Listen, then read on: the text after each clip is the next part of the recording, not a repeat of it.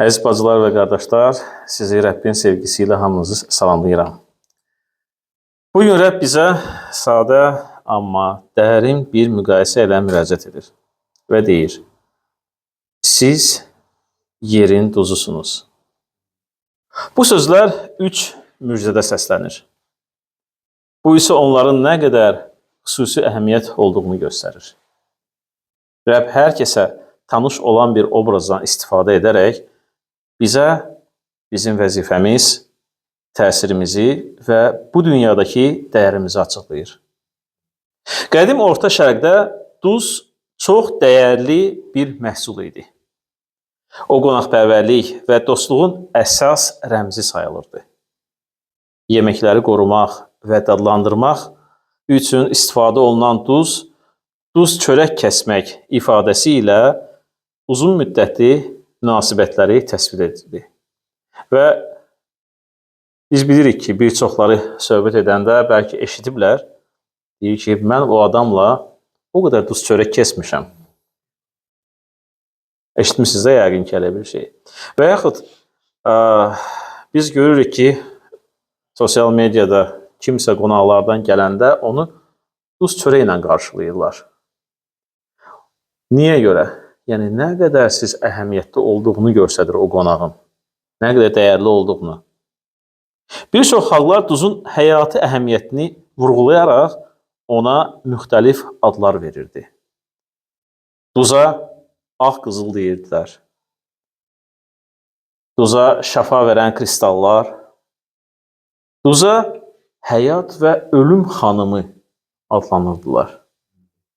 Duz haqqında bir çox atalar sözləri var idi. Duzsuz çörək yeyilməz. Duzsuz süfrə əyridir. Çörək duz və xoş sözlə. Duzsuz çörəksiz söhbət də şikəstir. Keçmişdə duz o qədər qiymətli idi ki, bəzən qızıldan da bahalı hesab olunurdu.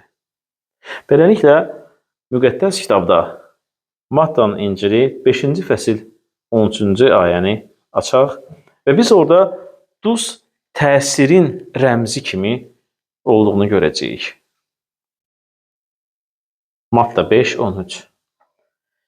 Siz yer üzünün duzusunuz. Əgər duz dadını itirərsə, onu yenidən necə duzlu edəcəklər? O artıq heç nəyə yaramır. Maraqlıdır, fikir verin, İsa Məsih deyir, siz yer üzünün duzusunuz. O demir ki, olacaqsınız duzu və yaxud demir ki, olmalısınız. Siz artıq duzsunuz. Bu bizə lütf vasitəsilə verilmiş bir çağırışdır. Bu dünyada qoruyan, dad verən və günahın çürüməsini dayandıran insanlar olmaq. Qədim dövrlərdə duzun bir neçə funksiyası var idi. Yeməkləri, xüsusilə ət və balığı xarab olmaqdan qoruyurdu. Onu duzlayırdılar. Və əlbəttə ki, biz bilirik ki, elə bir xörək bişirilmir ki, ona duz qatılmasın və yaxud da ki, duz əlavə edilməsin yemək vaxtı. Yəni, yeyilən şeylərə duz qatılırdı.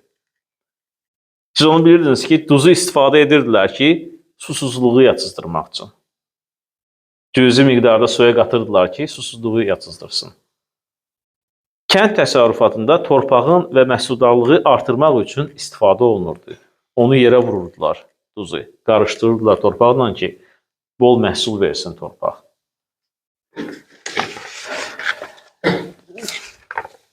Tibb sayəsində müxtəlif xəstəliklərin müalicəsində istifadə olunur duz. Bəlkə də biz özümüz də istifadə etmişik. Bizim dişimiz ağrıyanda deyirlər, duz və yodla qarğara et. Eşitmişsiniz bəlkə də elə bir şey. Və yaxud, mən eşitmişəm ki, duz mağarası var Naxçıvanda eşitdiyimə görə və orada insanlar gedirlər, kimdə problem var səhhəti ilə və orada o duzun buxarı ilə nəfəs alırlar. Duzu istifadə edirlər qış vaxtı. Yolların buz tutmasına qarşı istifadə olunur. Heyvan dərilərinin qurudulmasında istifadə olunur.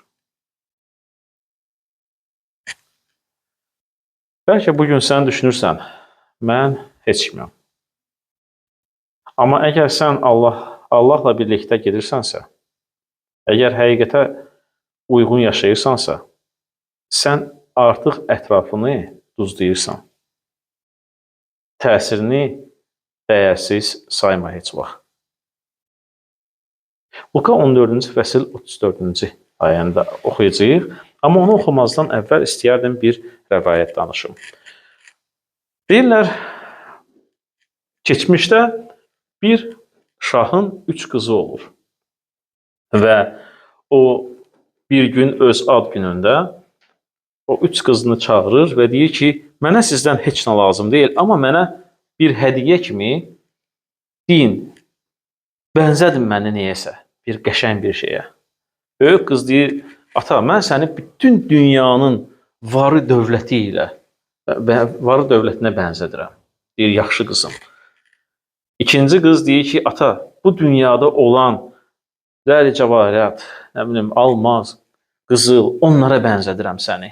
Deyir, çox sağ ol qızım. Üçüncü qız isə deyir ki, ata, mən səni duza bənzədirəm. Deyir, ay qızım, duz hara, mən hara? Bu boyda padşahı sən duzla şey. Atası qəzəblənir və qızı öz padşahlığından hətta qovur.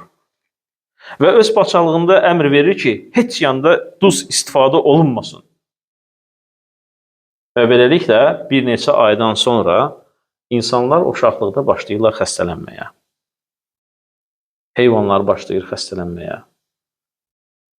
Və bir gün onu yemək gətirəndə yemək verirlər. Bu yeməyi yiyir, deyir ki, başa düşmədim. Bu 3 ay ərzində heç dadlı deyil idi. Bu necə oldu bu indi dadlı oldu bəs yemək? Deyirlər ki, bəs şah sağ olsun, qəzəblənməyin. Amma bu günləri aşpaz biraz duz qatdı yeməyə. O zaman şah başa düşür ki, duz nə qədər rol oynayır sən demə. Xəstəliklərin qabağını almaq, o qədər yeməklərə dad vermək. Və onda başa düşür ki, nə qədər duzun təsiri var, nə qədər onun qiyməti var. Və deyir ki, mənim qızım ən böyük mənim bir şeylə müqayisə etmişdi. Mən isə onu başa düşmədim. Beləliklə, Luka 14-cü fəsil 34-cü ayə müqəddəs kitabda yazılıb. Duz nədir? Lazımlıdır? Yox, burada yazıb yaxşı şeydir. Lakin əgər duz dadını itirərsə, onu nə ilə bərpa etmək olar? Bunu oxuyanda bir xəbərdarlıq kimi görürük. Qorxutmaq üçün deyil, ayıltmaq üçün bunu bizə deyilir. İsraildə duz bəzən başqa məddələrlə qarışıb duzluq qabiliyyətini itirirdi.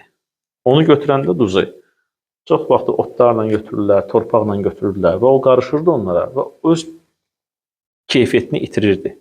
Və bilirsiniz, nə edirdilər o duzu? Sadəcə atırdılar qırağa. Çünki o kristallar, minerallar ölü olurdu və həmin o dadı vermirdi. O duzluğunu itirirdi. Və insanlar orada nə edirdilər? Onun üstündən artıq keçib gedirdilər. Yəni, o olurdu boş bir şey. Öz əhəmiyyətini itirirdi. Eləcə də biz bu dünyanın ruhunu mənimsəyib, ruhani kəskinliyimizi itirə bilərik. Qədim Yəhudi təsvirlərində duzun dadını itirilməsi, mən bunu başladım biraz araşdırmağa və burada sən demə duzun dadını itirməsi nə məna oynayır? Ağılsız olmaq. Maraqlıdır, deyir, əgər duz dadını itirərsə, onu nə ilə bərpa etmək? Deyir, duzun dadını itirməsi ağılsız olmaq deməkdir. Mənasızlaşmaq deməkdir. Yəni, artıq heç bir məna rol oynamırsan. Dadsızlaşmaq kimi izah edilir. Amma bir xoş xəbər də var. Rəbb ona hər şey mümkündür. Və Rəbb bugün o duzun dadını yenidən qaytara bilər. Əgər sən hiss edirsən ki, içindəki o alov sönüb, o səni yenidən yandıra bilər, dirildə bilər. Və müqəddəs kitabda Rəbb belə deyir, ilk sevgiyə qayıt, tövbə et və dad geri qayıdacaq. Sən yenə duz olacaqsan. Markın müjdəsi 9-cu fəsil 50-ci ayədə yazılıb. Özünüzdə duz saxlayın. Maraqlıdır, o demir, evdə duz saxlayın, cibinizdə saxlayın. Sizin daxilinizdən gedir söhbət. Özünüzdə duz saxlayın. Duz yaxşı şeydir. Lakin əgər duz dadsız olarsa, onu nə ilə dad vermək olar?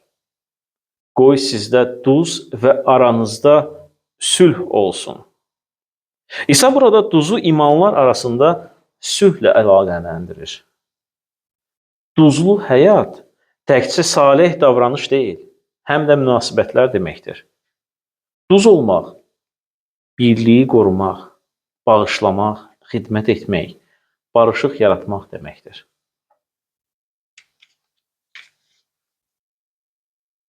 Rəbb deyir, özünüzdə duz saxlayın. Bu daxili keyfiyyət ruhani yetkinlikdir. O zaman aranızda əmin amanlıq olacaq. Mənim yadıma gəlir, uşaq ikən biz duzu hərdən bir götürürdük, çörəyin üstünə səpirdik və sadəcə duzla çörəyi yeyirdik. Və bizə o çox həqiqətən də xoşumuza gəlirdi. Amma bir gün evdə səhər tezdən biz bilirik ki, hamımız duranda nə edirik? Şirin çay, götürüb pesokun yerinə götürdülər bizə zarafatçın, duzu qoydular. Sözsüz ki, o duzu birinci qurtumdan içəndə çox belə təsirli oldu. Bu o deyil axı, o həmin o dadı vermədi.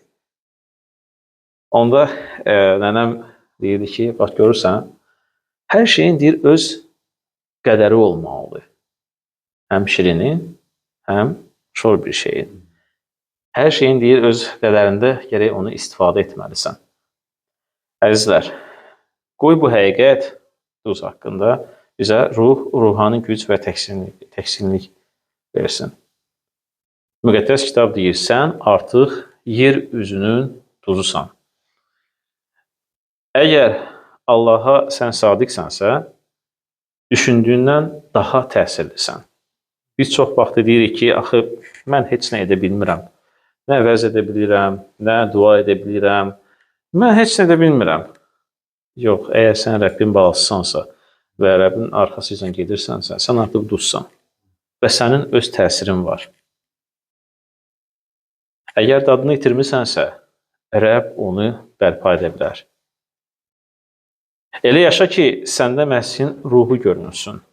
Qoruyan, xeyir-dua gətirən və birləşdirən ruh. İsa Məsihdə artıq kim olduğun üçün Allaha təşəkkür et. Çox vaxtı mən fikir verirəm, çox vaxtı biz çalışırıq Allahdan nəsə istəməyə. Allahım, bunu verginən mənə, mənim bunda ehtiyacım var, mənim bu problemlərim var, bunu həll etginən. Amma ona həmlər və ona öz çox sağlığımızı çox nadir hallarda deyirik.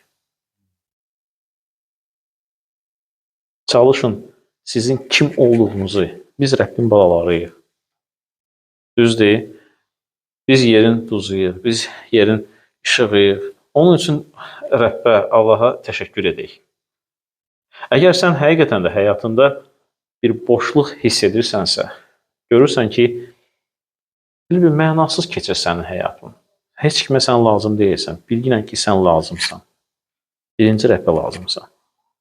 İkinci də ki, ətrafındakilərə. Boşluq hiss edirsənsə, onda səni yenilməsini istəginən Allahdan. İnan ki, Rəbb elə bir şeylər göstərəcək sənin həyatında, hansını ki, sən gözləmirsən. Qərar verginən. Həyatında duz təsirli olsun. Bilirsiniz, çox vaxtı biz çalışırıq deməyə başqa insanlara. Amma ətrafımızdakı yaxınlarımız çox vaxt yaddan çıxır. Bizim öz ailəmiz ən birinci rol oynayır. Öz ailəmizə təsirli olaq. İmanlar arasında və bu dünyada. Ona görə də deyəndə ki, siz yerin duzusunuz. Deməli, siz həyatda çox əhəmiyyətlisiniz və Rəbbə buna görə şükür etməliyik. Amin.